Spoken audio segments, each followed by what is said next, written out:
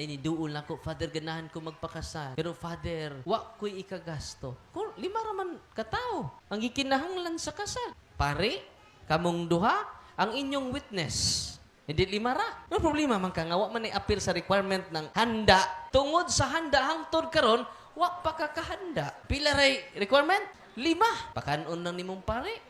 Pwede ra yung usa ka manok.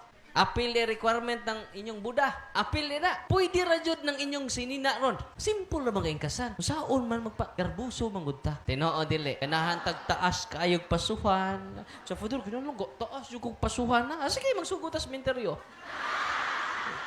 Yan na. Hanon yung kagtaas tagpasuhan. Ni magsugot sa minteryo. Yan naman, garbusa man ta. Tungod sa garbo, pila na ka-edad sa imong anak, 20 ka tuig na hangtod karon wa pakasal. Unsa man anak?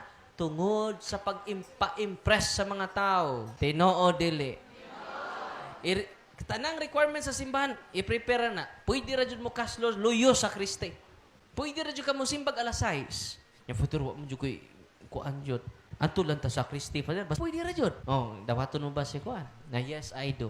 Dawaton ba nga imong bana? Yes I do. Dawaton mo ba nga? Yes I do. Puro ra yes I do. Naman case dayon. Human. Pero ba na yung pare? Human! Ang garbuso, bakit